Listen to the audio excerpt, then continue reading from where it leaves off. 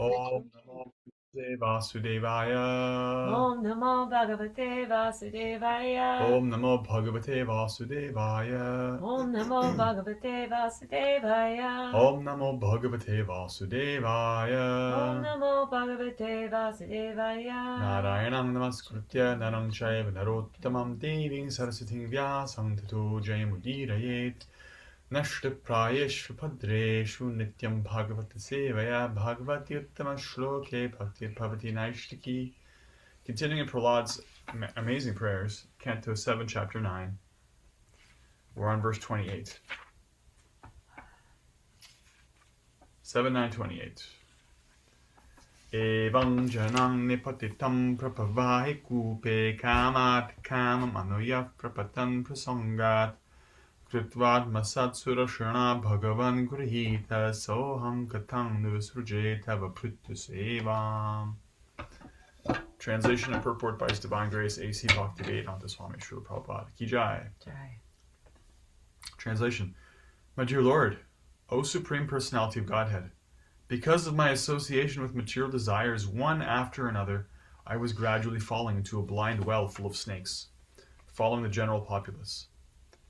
But your servant Narada Muni kindly accepted me as his disciple and instructed me how to achieve this transcendental position. Therefore my first duty is to serve him. How could I leave his service? Purport. As will be seen in later verses, even though Prahlad Maharaj was directly offered all the benedictions he might have desired, he refused to accept such offerings from the Supreme Personality of Godhead. On the contrary, he asked the Lord to engage him in the service of his servant, Narada Muni. This is the symptom of a pure devotee. One should serve the spiritual master first. It is not that one should bypass the spiritual master and desire to serve the Supreme Lord. This is not the principle for a Vaishnava. Narottama Dasa Thakur says, Tangdara Charana Shivi Bhakta Shanivas Janame Janame Hai E Opilash. One should not be anxious to offer direct service to the Lord.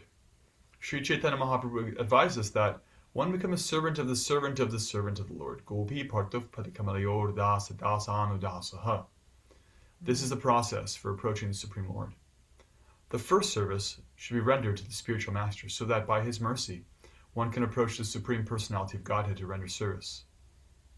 While teaching Rupa Goswami, Sri Chaitanya Mahaprabhu said, Guru Krishna Prasad Pai Bhakti Lata Bija. One can achieve the seed of devotional service by the mercy of the Guru, the spiritual master, and then by the mercy of Krishna.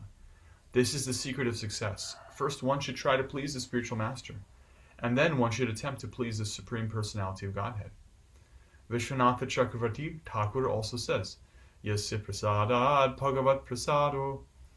One should not attempt to please the Supreme Personality of Godhead by concoction. One must first be prepared to serve the spiritual master. And when one is qualified, they are automatically offered the platform of direct service to the Lord. Therefore, Prahlad Maharaj proposed that he be engaged in the service of Narada Muni. He never proposed that he engage directly in the service of the Lord. This is the right conclusion. Therefore he said, Soham katang nuvasruje tavapritya sevam. How can I give up the service of my spiritual master, who has favored me in such a way that I am now able to see you face to face? Prahlad Maharaj prayed to the Lord that he might continue to engage in the service of his spiritual master, Narada Muni. Jai. Jai. Om Jnana Timirantasya Jnananjana Shalakaya Chakshurmilitam Yena Tasmai Shri Gurave Namaha Vanchakalpatrupyascha Kripasantubhya Eva Cha Patitanam Pavnebhyo Vaishnavebhyo Namo Namaha.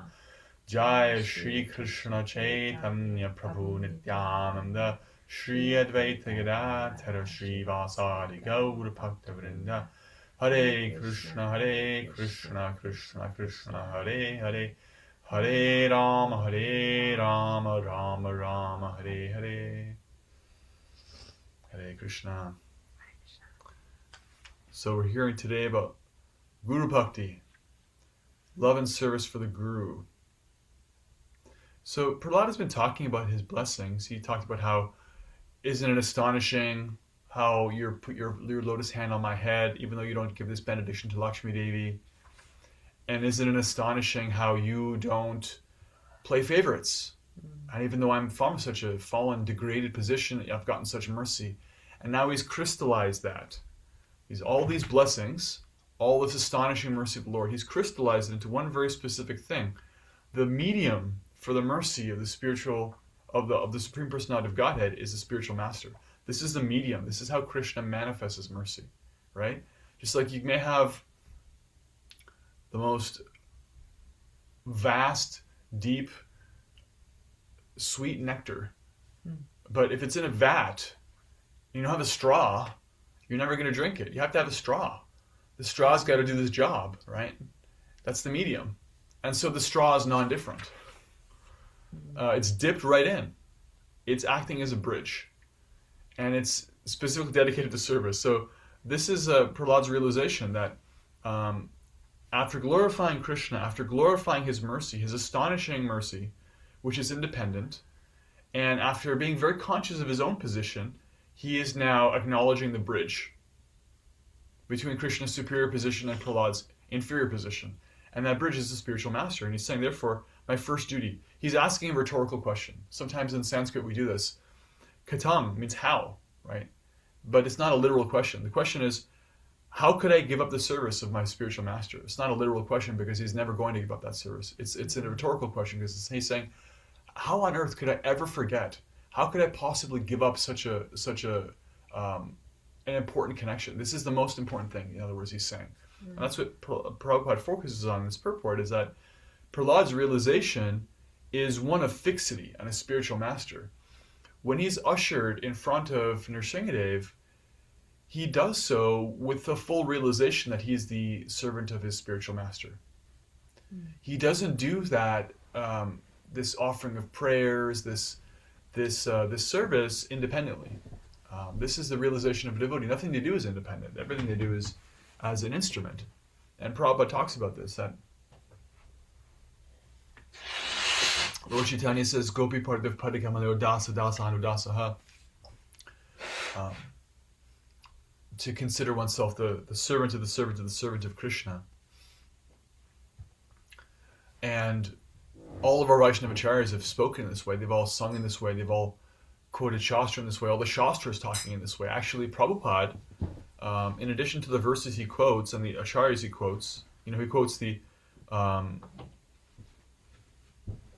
Gurvashtakam, Yasya Prasada Bhagavad Prasado, which is when the spiritual master is pleased, Krishna is pleased. He quotes the Guru Vandanam of Narottam Das Thakur, Tangdera Charana Sivi Bhakta Shanivas Janame Janame Hai E Avilash. My only desire is to be his servant birth after birth. Narottam Das Thakur sings like 250 years ago. In addition to those verses, Prabhupada more than once asked his disciples, what is the most important verse in the entire canon of Sanskrit verses, of devotional verses? And his disciples responded with different verses. Maybe this. On one occasion, he was with an assembly of devotees, disciples, and one said, Srila Prabhupada, I think it's Sarva Dharman Parityaja Mam Ekam Sharanam Vrija. And Krishna is saying at the end of Bhagavad Gita, give up all other conceptions of religion and duty, just surrender to me, I'll take care of everything, I promise. Don't worry, don't fear, don't hesitate. Other devotees had other guesses, and Prabhupada, these are all very good verses, but actually no. The most important verse, according to Srila Prabhupada, is from the Shvetashvatara Upanishad. Yasya Devi Para Bhaktir Yatha Devi Tata Gurau Tasyaita Pratitakyarta Prakashanti Mahatmanaha. Unto one who has equal faith in the spiritual master, and has equal faith in the Supreme Personality of Godhead, unto such a person, all the spiritual secrets are revealed.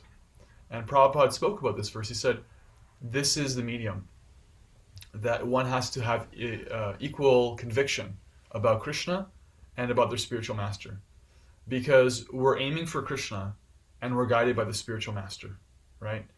And so in the sense of, from the context of a devotee who's trying to make advancement, they're equally important. In terms of tattva, they're not equally important because one is the Supreme Personality of Godhead and one is not. And there is no competitor for the Supreme Personality of Godhead. But the Guru never tries to be a competitor. The guru's qualification is they're trying to be a transparent medium for everything they've received from their guru, who's doing the same. And therefore you have this succession. You have this handing off, this relay race. The baton is passed perfectly with no fumbles. And because of that, every single chain in the link is considered as important as the origin of the mercy. And the Vaishnavas are very, very clear on this. In every line, actually. It's not just the Gaudiya Vaishnavas, the Sri Sampradaya, all the Sampradayas, they're very, very clear. Very important, because without this parampara, things end up getting diluted, end up getting shifted.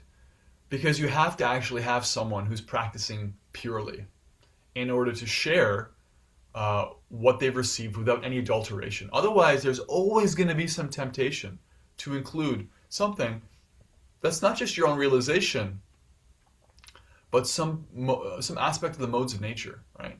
Some function of pride, some function of this ism or that ism. And as long as that's not there, then the next generation can receive the same benefit that you've received. And that's priceless, actually. And Krishna's nature is he's incredibly indebted to that. He's very grateful to that. And so his process is a personal process. We're approaching the personal source, and we're approaching it by taking shelter personally.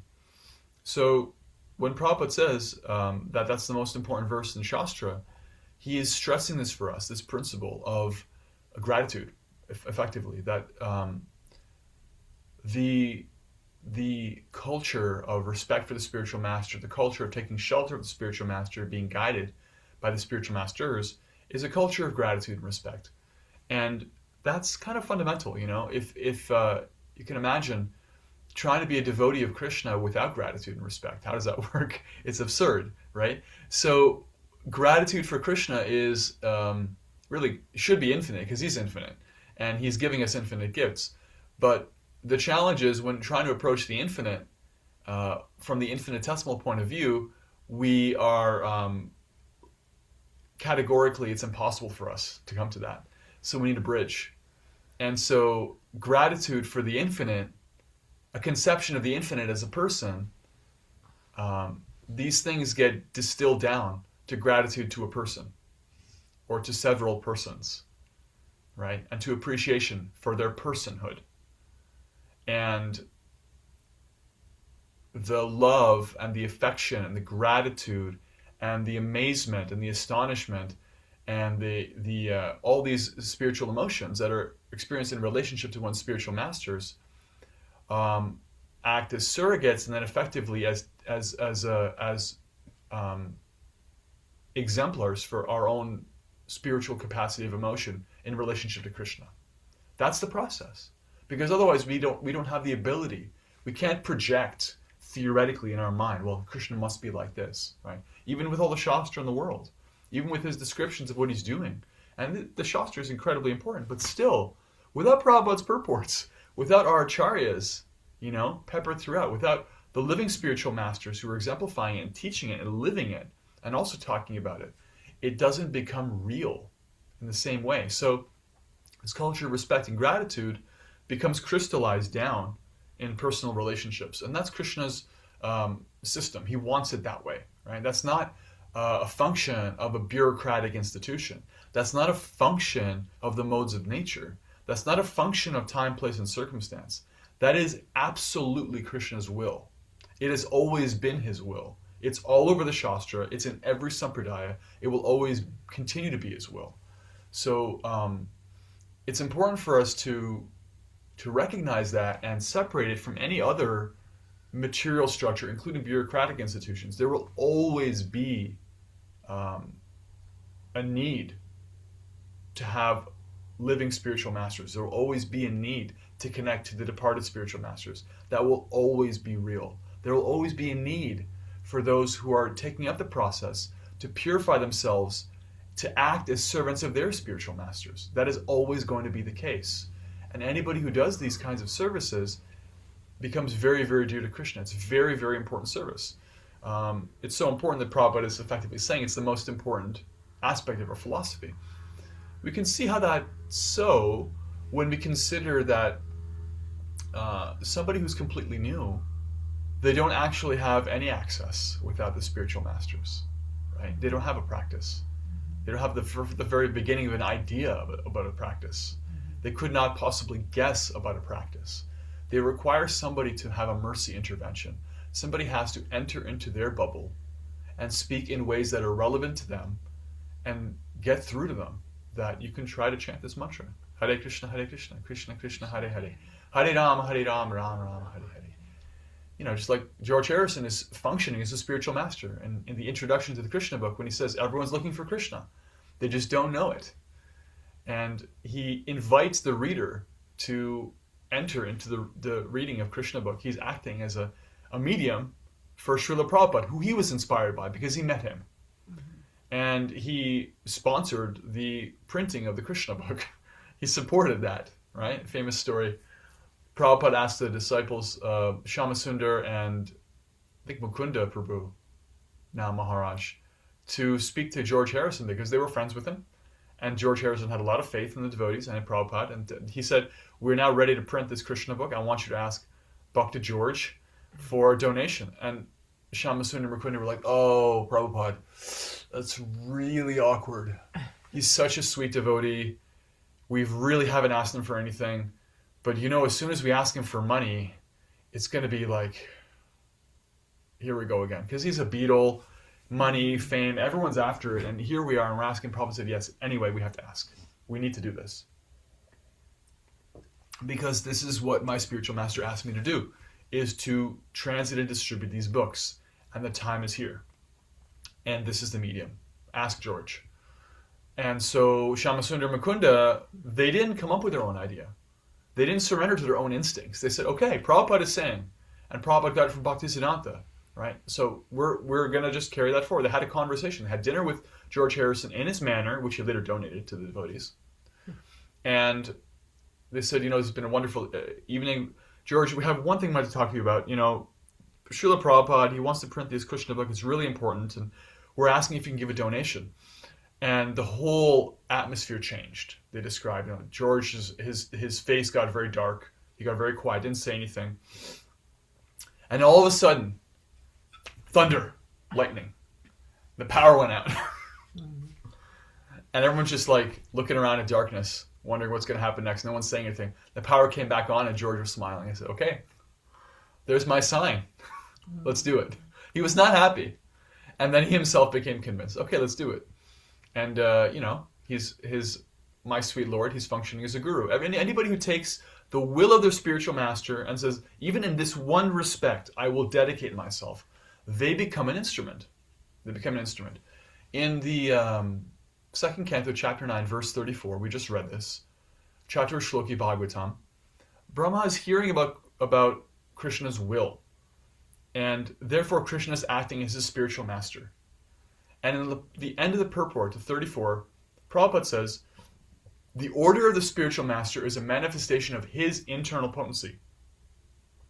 And anybody who aligns themselves with such an order can also be graced by such internal potency. And it is by this potency that one comes to see the Lord face to face, just as Brahma did.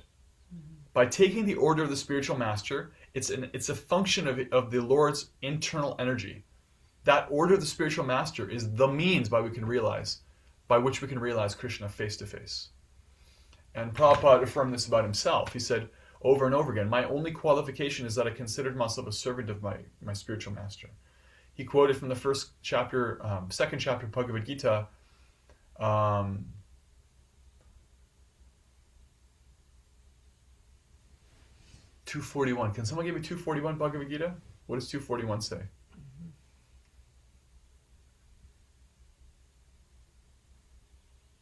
241. Those who are on the path are resolute in purpose, and their aim is one. O beloved child of the Kurus, the intelligence of those who are irresolute is many-branched. Vyavasayatmika buddhir ekeha kurunandana bahushaka hinantascha buddhiyo vyavasayanam. That the intelligence of somebody who's fixed versus the intelligence of somebody who has all kinds of different ideas. And in his commentary to that verse, Vishwanath Chakravarti Thakur defines the intelligence of one who's fixed as somebody whose intelligence is fixed on the order of the spiritual master. Prabhupada read that purport by Vishwanath. He says, he quotes it, I think, in his own purport. And he talked about it at length. He said, this is the qualification. This was my qualification. My spiritual master gave an order, and I said, this is it. I'm going to do this. I don't care what happens. I'm going to try to do this. Even if I can't do it. I don't even care. I don't care if I can't do it. I just care about the order. I'm going to care about trying to do it. And he dedicated himself to that, so much so that he came to New York City with nothing and did what nobody else could do, because he was just that dedicated. That's the single-pointed, resolute determination. And it's not that you have to have complete realization of everything the spiritual master says. You can just take one thing and focus on that and try to make that real and manifest that, and it becomes good enough, right? That will act as a wedge. What's a wedge? You have like this narrow thing, and then you have this very broad thing at the end. You push the narrow thing in, and it pulls the two things apart because it's very, very fine, and then the wedge is getting bigger. So that's the order of the spiritual master. You just take one thing. It's like, I don't know about anything else. I don't even know about Krishna, but they're just saying chant Hare Krishna. Okay, I'll try that. I don't even know about chanting Hare Krishna, but they're just giving me this cookie. I'll try that, right? It's whatever it is, take that, right? And as a devotee progresses, you'll have some realization, some inclination will come to you that this order is coming, this specific order, this specific desire of my spiritual master, right? This specific way in which they have realization about how to serve their spiritual master. It's not concocted. It's coming from their spiritual master. It's coming down. But in a specific way, it's coming to me and anybody else who cares to hear it. And I'm feeling moved by that. I must do something about this, right? And you just do it. And that's how it works.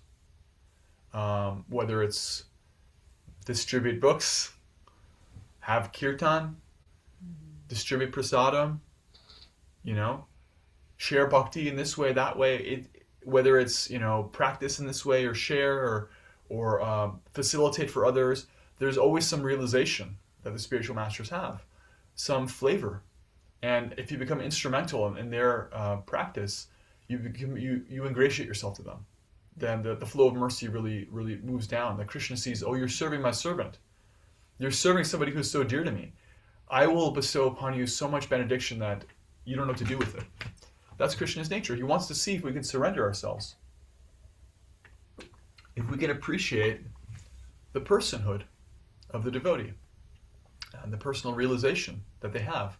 And that's what attracts Krishna. So that's what Prabhupada's talking about here. That's what Prahlad Maharaj is speaking about, that I can't possibly give up the service of my spiritual master. It's by his mercy that I'm face to face with you. It's by his mercy that you put your hand on my head. It's by his mercy that I was asked to sing prayers for you. It's by his mercy that I didn't just, what does he say? He says, I was falling down into a blind well full of snakes, guided by other persons, the general populace. I would just be,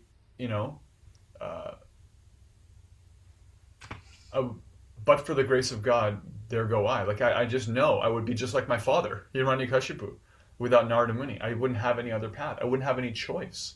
I wouldn't have any alternative. So there's this this call to gratitude, this call to a reminder, and from that gratitude, from that reminder, which, Vishwanath says in the Gurvashtakam we just chanted, Yasya prasadad bhagavat prasado yasya prasadad nagati gutobi, which means if the spiritual masters please, Krishna is pleased. If they're not pleased, Krishna is not. And then he says, Dhyayans tuvangs tasya yashas trisantyam. Therefore, I will always, at least 3 times a day, morning, noon, and night, I will pause and offer reflection and gratitude for my spiritual master. And actually, in the Gayatri mantras, 2 of the Gayatri mantras are around the spiritual master. That you chant Gayatri morning, noon, and night. In this line, we have 7 different Gayatri mantras. 2 of them, we're pausing and we're directly offering gratitude and respect to our spiritual masters. This is what Vishwanath's talking about. And if you're not chanting Gayatri, it's okay. Just pause. This principle of, like, no matter what, I am always a servant, and reminding ourselves of that. This centering of that, whatever else is going on in life, however else my service is going, or whatever else is going on in my material life, I am a servant of my spiritual master. And that's what's important. and then doing something about that, right? Therefore, like, how can I act as a servant? Like, what would please them in this situation? That's what Prahlad is reminding himself and us to do, and it's incredibly powerful. So powerful that it can carry you across the ocean and start a worldwide organization to satisfy your spiritual master. It can do that. It can do that. Just that order, just that conviction, that gratitude, and that love. That is the bridge. You can be as Krishna conscious as Srila Prabhupada if you're as Guru conscious as he is. It's effectively possible. Jai. Srila Prabhupada ki jai, Sri Prahlad Maharaj ki jai, Sri Narada Muni ki jai. Hare Krishna. Now let's take some reflections. What did you hear? I really appreciate how you spoke about our bhakti culture as one of respect and gratitude, and that's for Krishna, which becomes crystallized through our parampara, right? And so that gratitude for Krishna gets distilled down to our gratitude for people or persons representing him and our spiritual masters, and how they're surrogates and representatives of Krishna. It really, it's a beautiful way to describe this incredible process, and like in that way, it is like a magical process, you know. And that the other thing that struck me along the same lines is around how Guru is the straw to drink the nectar. Yeah, right? That's how through which we can access, and that it's not something we do on our own, and that we are in order to drink through that straw, it's through service. So we're the servant to the servant to the servant. yeah. Prabhupada contrasts this with the attitude of the Mayavadis. In the impersonalist conception, because we're all one, there's no personhood, any manifestation of Guru is just temporary. And because you're going to become God, you're going to become Guru, or you already are, you've forgotten. And so Prabhupada strongly criticizes this because it's actually vicious. It's a vicious way of thinking. He did it one time very graphically. When he was on one of his morning walks, he was walking across like a bridge or something, and he leaned or held on to the hand of one of his disciples, you know? Yeah. And as he got to the end, he aggressively pushed them away. And they were shocked. And Prabhupada said, this is the attitude of the impersonalist. You have helped me, and now to hell with you, right? Because I don't need Guru. I become Guru. Lift the ladder, climb the ladder, lift the ladder, right? I'm now everything. It's so nasty, and Prabhupada criticized it in that walk, and as he does in many places. We are never like that as devotees. We always remember what has been done for us. I don't want to become great on my spiritual master. I don't care for anything else. I always want to be their servant. Now, in the spiritual world, always. That's enough for me. That's the attitude of a Vaishnava. And it's a beautiful attitude, actually. Yeah. Thank you for class. Thank you. More reflections.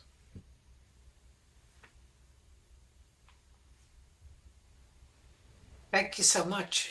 I was thinking about the importance of a couple of things. The importance of choosing a guru, or the guru choosing you, whichever way that happens. Because there are historically we hear of people, not necessarily in the Gaudiya Vaishnava, but of gurus who become I am the God, and therefore people get steered the wrong direction. But I also started thinking about the importance of the relationship between the guru and the servant, and how that relationship can strengthen the guru.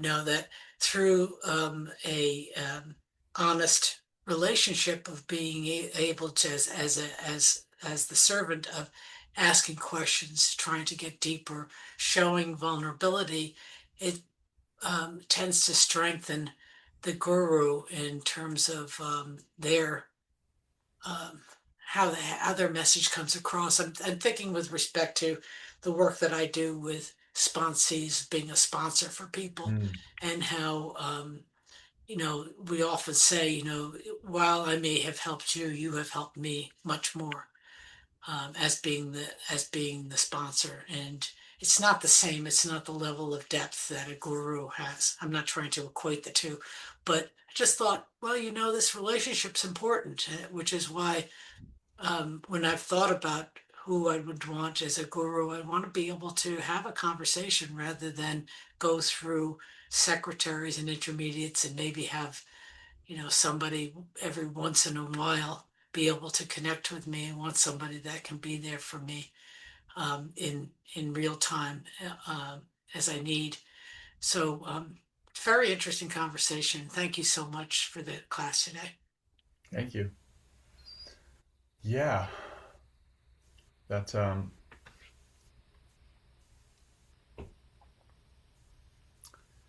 it's very true. I was thinking of something that's just escaping me.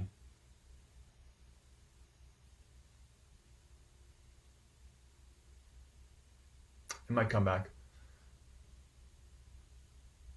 More reflections. Good morning. Thank you so much for a beautiful class. Thank you.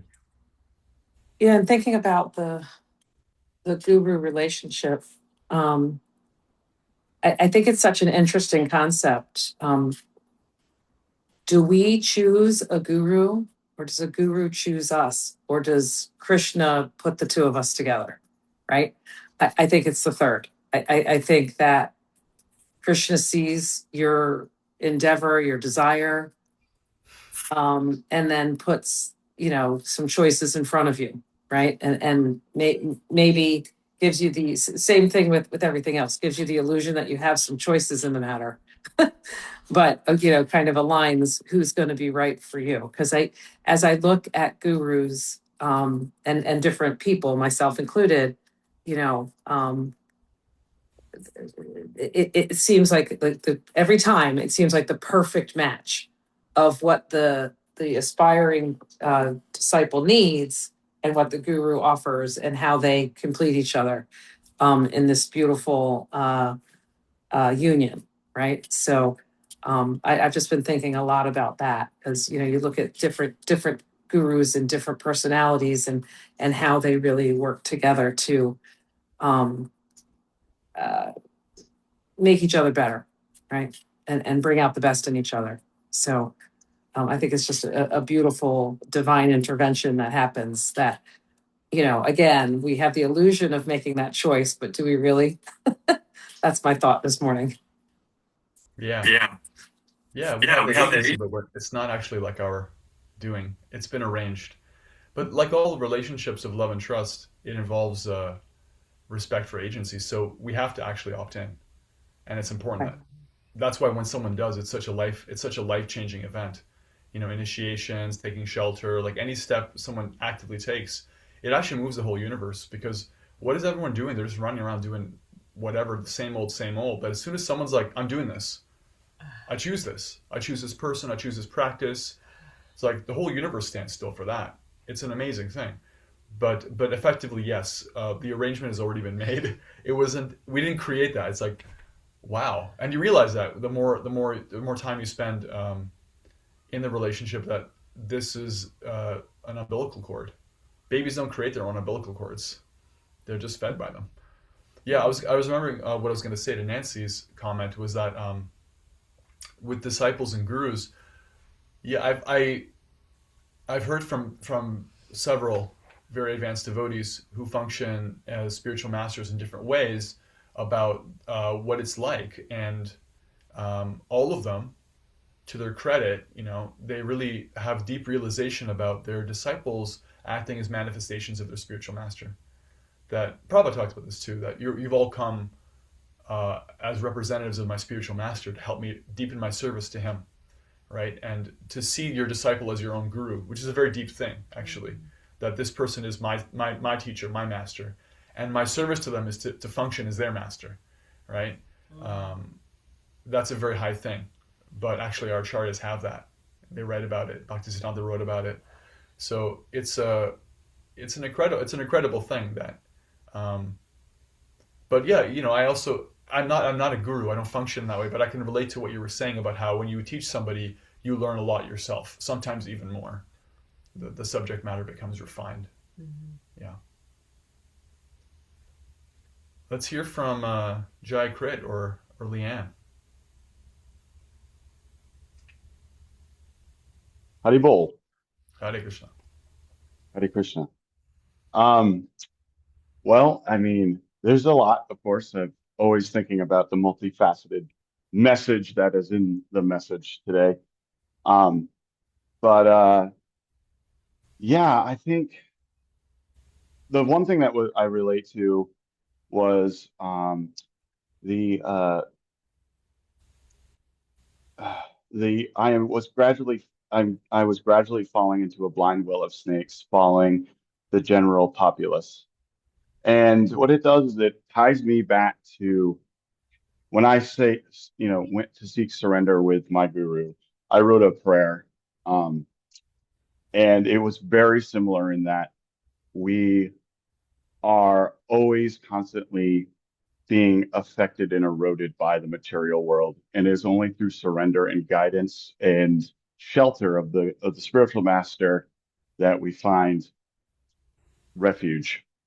Um, and I can totally say that that's totally true now that I'm full in, so to speak. But I think, that relationship with the spiritual master, I can't stress it enough, is that when it is the correct relationship, and it was very much a part of the decision. You have to use the material intelligence to make that decision to choose your spiritual master, is to find one that aligns with your dharma, your natural order, or how you live your life. And that reciprocation happens with the guru as they recognize you and your dharma and how to offer tasks that strengthen the work that you do. So I think it's an incredible relationship. It's probably it's hard to explain. It's having the father that you've always wanted now in your life, um, with recognition, but also delegation of works that are totally in alignment with your dharma, your path, your natural calling. Um, and it's like this synergetic relationship, you find doing the work with no attachment to the result, and free from ego, going, not saying, oh, I'm stumbling with doing this work, or feeling like I'm nervous about it. I'm just like, I'm not entitled to the fruits anyways, so I'm just going to do what is asked of me, and uh, see what happens, and have faith in that, right? True surrender, full surrender. So, and it always ends up working out okay. So, yeah, I mean, I really think, you know, it's imperative, if you are really devoted in this path, to seek shelter and move towards that connection with the Pampara, because there is no other way. The Pampara is like the steps that you must take in order to get to Krishna. And it's the mercy of that stairway to be there, and having gratitude for that. And then also knowing that to turn around and offer that step for someone else, like that's part of what it's all about. It's like to pass it on. We're never allowed to own anything in this life, including these great teachings and opportunities. We just learn. The only thing we want to do is learn how to offer that to others, so that they may want to take the steps up themselves and find Krishna. So I guess that's Yeah, my reflection. thank you. Yeah, I think it's one reflection I have on your comment is that I think we can kind of like capture the essence of the mood of our acharyas, and in one statement is that they really want to see others have the opportunity to practice Krishna consciousness, come closer to source. That's very, very characteristic of our line, you know.